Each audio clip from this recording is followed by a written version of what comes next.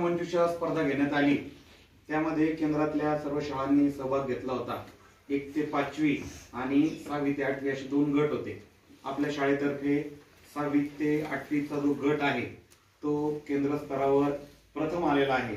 त्या गटामध्ये अमृता विष्णू म्हात्रे, भक्ती गणेश म्हात्रे आणि पृथ्वीराज बोरुडे या तिघांनी सहभाग नोंदवला आणि त्या तिघांनी तिथे प्रथम क्रमांक मिळवला।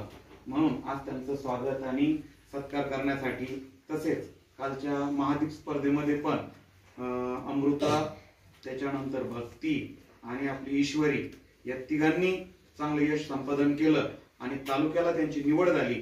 या चौघांचा सत्कार करण्यासाठी आपला हा गुणवंतांचा सत्कार हा कार्यक्रम आपण इथे घेत आहोत।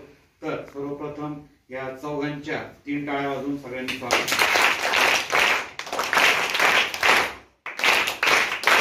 आजच्या या कार्यक्रमानिमित्त आपल्या शाळेचे मुख्याध्यापक आदरणीय दाबेराव सर यांना मी अशी विनंती करतो की त्यांनी या कार्यक्रमाचं अध्यक्षस्थान स्वीकारावं।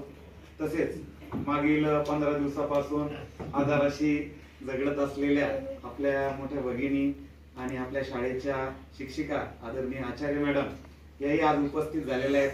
त्यांचंही मी शाळेतर्फे स्वागत करतो आणि त्यांना आता पुन्हा असं काही दुःख न येऊ नये अशी प्रार्थना करतो आणि त्यांनी या कार्यक्रमाचं प्रमुख स्थान स्वीकारावं अशी मी त्यांना विनंती करतो।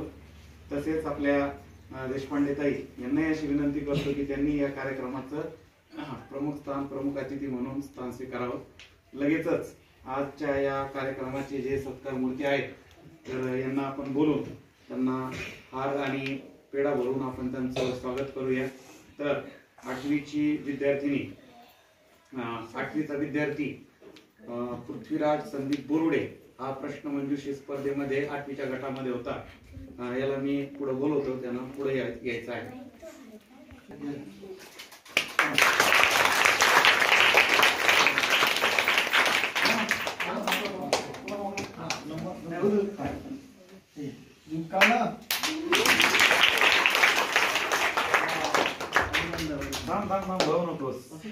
चांगले उत्तर दिले ती ना, पुढच्या वर्षी हा सत्कार करण्याचं कारणच असं आहे की तुम्हाला पुढच्या वेळेस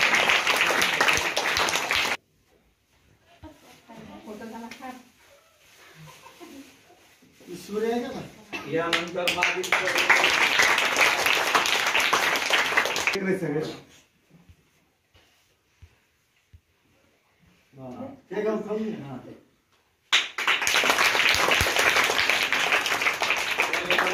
खूप चांगलं संपादन केलेलं आहे। आता एक गोष्ट याच्यात लक्षात आली की 1 ते 5वीचे आपले विद्यार्थी आले नाही, पुढच्या वेळेस त्यांनी प्रयत्न करायचा आहे आणि असा स्वागत सत्कार आपलाही व्हावा। याच्यामध्ये 2 गोष्टी असतात, एक तर शाळेचं नाव मोठं होतं, तुमच्या आई वडिलांचं पण नाव मोठं होतं। आता तुम्हाला दोघांचे नाव मोठे करायचे असेल तर तुम्हाला अभ्यास करावा।